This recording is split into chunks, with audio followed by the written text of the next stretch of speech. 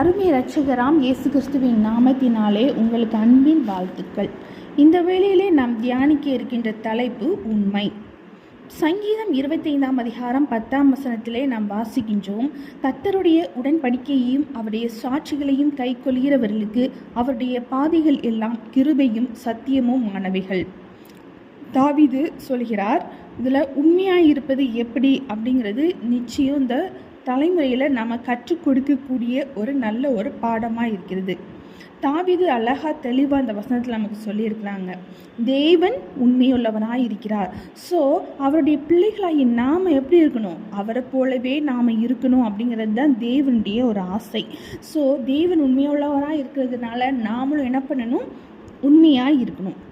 இந்த உண்மை எதுலலாம் இருக்குது, நாம் தேவனுக்கு கீழ்ப்படுகிறதுல ஒரு உண்மை இருக்குது. தேவன் நமக்கு சொல்கிற எல்லா காரியத்தையும் நாம் அப்படியே செய்கிறோம்னா அது நாம் தேவனுக்கு உண்மையாக இருப்பதற்கு உரிய காரியம். அப்படி இல்லைன்னா நம்ம அவருடைய வார்த்தைக்கு கீழ்ப்படிஞ்சு பரிசுத்த ஆவியானுடைய வழி நடத்துதல்படி நடக்கிறது நம்ம தேவனுக்கு பிரியமாக இருக்கிற ஒரு காரியம். சவுல் இந்த கீழ்ப்படியாமைக்கு ஒரு நேர்மையான காரணங்களை சொன்ன போதும் தேவன் அதை அங்கீகரிக்கலை. 1 சாமுவேல் 15 அதிகாரம் 22 நம்ம வாசிக்கிறோம். அதற்கு சாமுவேல் கர்த்தருடைய சத்தத்துக்கு கீழ்ப்படுகிறதை பார்க்கிலும் சர்வாங்க தகன பலிகளும் கர்த்தருக்கு பிரியமாய் இருக்குமோ, பலியை பார்க்கிலும் கீழ்ப்படிதலும் ஆட்டுக்கடாக்களின் இனத்தை பார்க்கிலும் செவி கொடுத்தலும் உத்தமம். நம்ம தேவனுக்கு பலி செலுத்திட்டோம், நம்ம தேவனுக்கு காணிக்க செலுத்திட்டோம் அப்படின்னா நம்ம நல்லவங்களாம் மாறிடுறதில்ல, தேவனுக்கு பிரியமானவர்களாக நம்ம மாறிடுறதில்ல. தேவனுடைய சத்தத்துக்கு நம்ம செவி கொடுத்து அதன்படி நம்ம வாழ்கிறப்போ தான் நம்ம உண்மையுள்ளவர்களாய் நம்ம தேவ சமூகத்தில் நம்ம மாற்றுகிறோம். நோவா எல்லா காரியங்களையும் கர்த்தர் சொன்னபடி செய்தாங்க, தேவனுக்கு கீழ்ப்படிந்து ஒரு வாழ்ந்தாங்க. ஆதியாகமம் 6 அதிகாரம் 22 நம்ம வாசிக்கிறோம். நோவா அப்படியே செய்தான், தேவன் தனக்கு கட்டளையிட்டபடி எல்லாம் அவன் செய்து முடித்தான். இந்த உண்மையாக இருப்பது நம்ம தேவன் சொல்கிறபடி செய்கிறது. அடுத்ததாக நம்ம எடுக்கிற தீர்மானங்களும் சரியான தீர்மானங்களை நம்ம எடுக்கிறதாய் காணப்படணும். ஒரு வருஷமும் நம்ம என்ன பண்ணுவோம், நிறைய தீர்மானம் எடுப்போம். அதுவும் இந்த 1வது மாதம், அந்த மாத தொடக்கத்தில் 1ஆம் தேதி ஜான்வரி 1 என்ன பண்ணிடுறது, ஏகப்பட்ட டெசிஷன் எடுத்துருவோம். நான் இப்படி செய்வேன் இப்படி செய்வேன் எல்லாம். ஆனால் எத்தனை நாள் நம்ம தீர்மானத்தை நிறைவேற்றியிருக்கோம், எப்படிப்பட்ட தீர்மானத்தை நம்ம எடுத்திருக்கோம், நம்ம கொஞ்சம் யோசித்து பார்க்கலாமா? நம்ம ஒரு நித்தியத்தின் பலனை அடையக்கூடிய தீர்மானத்தை நம்ம எடுக்கணும். இந்த உலக ஆசீர்வாதத்துக்கான தீர்மானங்கள் மாத்திரமல்ல, பரம ராஜ்யத்தினுடைய ஆசீர்வாதத்தை பெற்றுக்கொள்வதற்கு நம்மளுடைய தேர்ந்தெடுப்புகள் காணப்படணும். அதுதான் நம்முடைய வாழ்க்கையில் வெற்றியோட ஒரு முதல் தருணம். லோத் தருணம் கிடைச்சப்போ தவறான முடிவை எடுத்துட்டாங்க. அதனால தான் அவங்க கண்களுக்கு முன்பாக நல்ல ஒரு செழுமையான சோதம் அந்த பாவத்திலே செலுத்திருந்தது. ஆதியாகமம் 13 அதிகாரம் 8-10 நம்ம வாசிக்கிறோம். ஆபிராம் லோத்தை நோக்கி, எனக்கும் உனக்கும் என் மேய்ப்பருக்கும் உன் மேய்ப்பருக்கும் வாக்குவாதம் வேண்டாம், நாம் சகோதரர், இந்த தேசம் எல்லாம் உனக்கு முன் இருக்கிறது அல்லவா, நீ என்னை விட்டு பிரிந்து போகலாம், நீ இடதுபுறம் போனால் நான் வலதுபுறம் போகிறேன், நீ வலதுபுறம் போனால் நான் இடதுபுறம் போகிறேன் என்றான். அப்பொழுது லோத்து தன் கண்களை ஏறெடுத்து பார்த்து யோர்தான் நதிக்கு அருகான சமபூமி முழுவதும் நீர்வளம் பொறிந்ததாய் இருக்க கண்டான். கர்த்தர் சோதோமையும் கொமோராவையும் அழிக்கும் முன்னே சோவாருக்கு போம் வழி மட்டும் அது கர்த்தருடைய தோட்டத்தை போலவும் எகிப்து தேசத்தை போலவும் இருந்தது. மோசே இந்த எகிப்துடைய ஆடம்பரமான காரியங்கள்லாம் அனுபவிக்கிறதுக்கு அவங்களுக்கு எவ்வளவோ ஒரு வாய்ப்புகள் கிடைச்சிது. இந்த உலக ஆசீர்வாதங்கள் அவங்களுக்கு நிறையாவே இருந்தது. ஆனால் அவங்க தேர்ந்தெடுத்தது எந்த தீர்மானத்தை எடுத்தாங்க, உலகத்தோட இன்பமா தேவனுடைய கொடுத்த அந்த துன்பம் தான் அப்படிங்கிறப்போ அவங்க தேவனுக்காக துன்பப்படுறது தான் மோசே தேர்ந்தெடுத்தாங்க. எபிரேயர் 11 அதிகாரம் 24-26 நாம் வாசிக்கிறோம். விசுவாசத்தினாலே மோசே தான் பெரியவனான போது பார்வோனுடைய குமாரத்தின் மகன் எனப்படுவதை வெறுத்து அநித்தியமான பாவ சந்தோஷங்களை அனுபவிப்பதை பார்க்கிலும் தேவனுடைய ஜனங்களுடைய துன்பத்தை அனுபவிப்பதையே தெரிந்து கொண்டு இனி வரும் பலன்வியல் நோக்கமாயிருந்து எகிப்திலுள்ள பொக்கிஷங்களிலும் கிறிஸ்துவின் நிமித்தம் வரும் நிந்தையை அதிக பாக்கியம் என்று எண்ணினான். என்ன பண்ணாங்க, இந்த உலகத்தில் நல்ல அரண்மனையில் நல்ல செழிப்பான ஒரு வாழ்க்கை கிடைச்சிது. ஆனால் அவங்க உலக ஆசீர்வாதத்தை தேர்ந்தெடுக்கலை.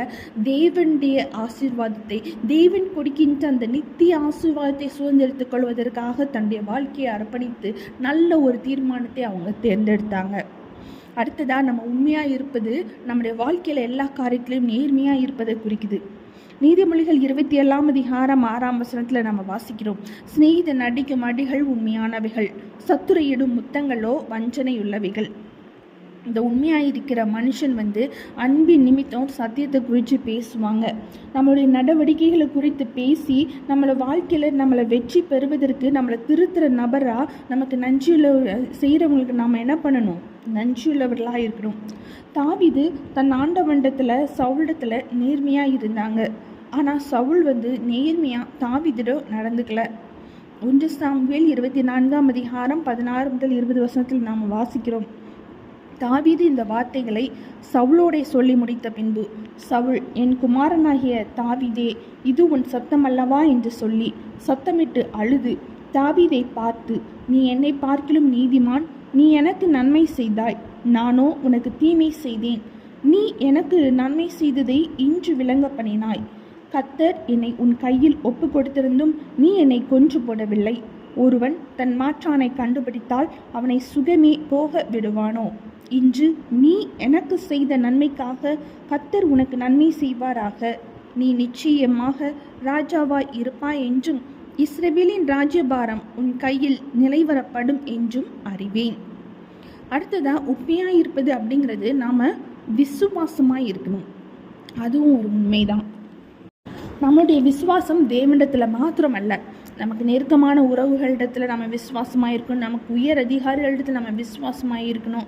அதுவும் நமக்கு தேவன் கொடுத்த கட்டளை. இந்த உலகத்தில் நம்ம யாருக்கும் கடன்பட்டவர்கள் அல்ல. உலகம் நம்ம நினைக்க தூண்டலாம், ஆனால் நமக்காக ஏதாவது செஞ்சவர்களுக்கு, நமக்காக தியாகம் செய்தவர்களுக்கு, நமக்காக ஜெபித்தவங்களுக்கு, நம்ம நல்வழிப்படுத்தியவங்களுக்கு நாம் என்ன பண்ணணும்? விசுவாசமாக இருக்கிறதுக்கு நாம் என்ன பண்ணியிருக்கோம்? கடமைப்பட்டிருக்கோம். பேதுரு தண்ணீரில் நடந்து வந்தாங்க. ஆனால் அவங்களுடைய விசுவாச குறைவு நிமித்தம் அவங்க என்ன பண்ணாங்க? கொஞ்சம் அமிழ்ந்து போனாங்க. மத்தேயு 14:28-31 நாம் வாசிக்கிறோம். பேதுரு அவரை நோக்கி, ஆண்டவரே, நீரேயானால் நான் ஜலத்தின் மேல் நடந்து உம்மிடத்தில் வர கட்டளையிடும் என்றான். அதற்கு அவர், வா என்றார். அப்பொழுது பேதுரு படவை விட்டிறங்கி இயேசுவினிடத்தில் ஜலத்தின் மேல் நடந்தான். காற்று பலமாயிருக்கிறதை கண்டு பயந்து அமிழ்ந்து போகையில், ஆண்டவரே, என்னை ரட்சியும் என்று கூப்பிட்டான். உடனே இயேசு கையை நீட்டி அவனை பிடித்து, அற்ப விசுவாசியே, ஏன் சந்தேகப்பட்டாய் என்றார். இதில் கொஞ்சம் விசுவாச குறைவு வந்ததுனால என்ன பண்ணுறாங்க? அமிழ்ந்து போனாங்க. நம்மளுடைய வாழ்க்கையிலையும் நம்ம ஏதோ ஒரு விஷயத்தில் நம்ம தேவனை விசுவாசிக்காமல் இருந்தோம்னா நம்ம என்ன பண்ணுவோம்? அந்த சூழ்நிலையில் நம்ம அமிழ்ந்து போவோம். நம்மளுடைய விசுவாசம் முழுவதும் நம்ம தேவனை தான் சார்ந்து இருந்துச்சுன்னா நிச்சயம் நம்ம என்ன பண்ணுவோம்? வெற்றி பெறுவோம். இந்த உண்மையாக இருப்பது அப்படிங்கிறது நம்பிக்கைக்கு உரியவர்களாய் இருக்கிறது. சங்கீதம் 15:4 நம்ம வாசிக்கிறோம், ஆகாதவன் அவன் பால்வைக்கு தீர்ப்பானவன், கர்த்தருக்கு பயந்தவர்களையோ கனம் பண்ணுகிறான். ஆணையிட்டதில் தனக்கு நஷ்டம் வந்தாலும் தவறாதிருக்கிறான். தனக்கு நஷ்டம் வந்தாலும் கொடுத்த வாக்குறுதியில் தவறாமல் இருக்கிற ஒரு மனுஷனை குறித்து நம்ம என்ன பண்ணுறோம்? இந்த வசனத்தில் நாம் வாசிக்கிறோம். நம்பிக்கைக்கு உரியவராக இருக்கிறது அப்படின்னா எப்பவும் நமக்கு சுலபம்னு சொல்ல முடியாது. அது சம்டைம்ஸ் நம்மளோட ஹெல்த்தையும் பாதிக்கும்.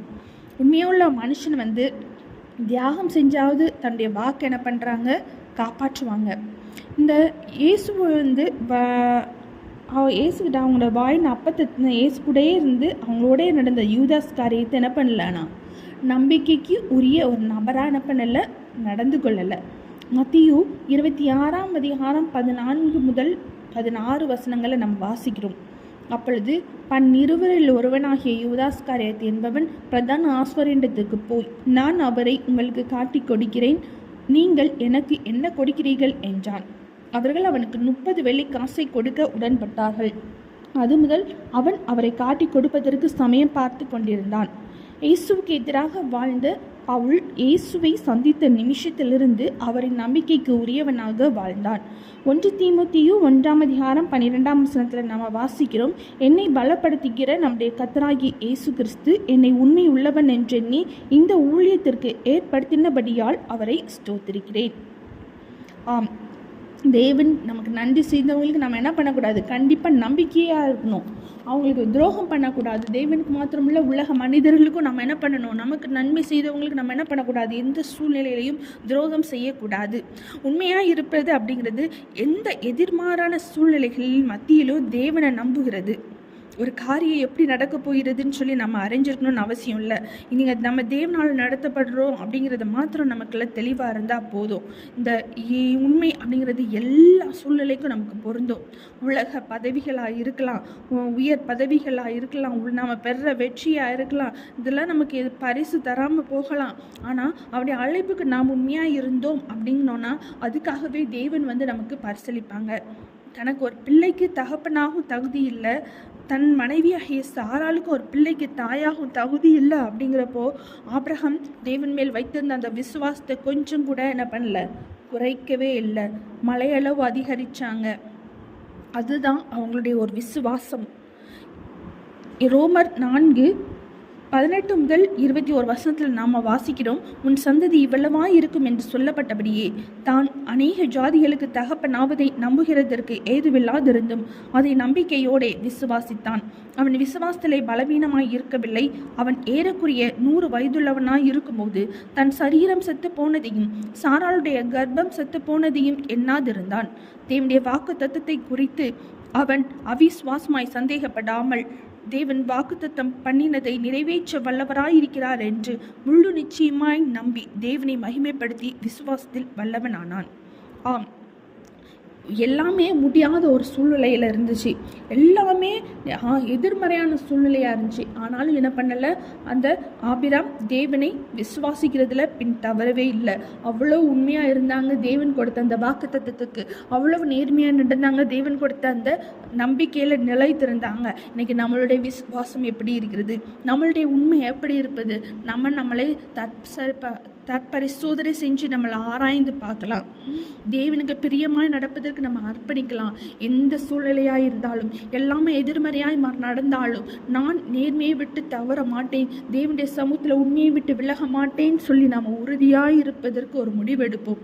கர்த்தர் உண்மையாய் வாழ்வதற்கு நமக்கு ஏற்ற பலனை கொடுத்து நம்மளை வழி நடத்துவாராக. ஆமென்.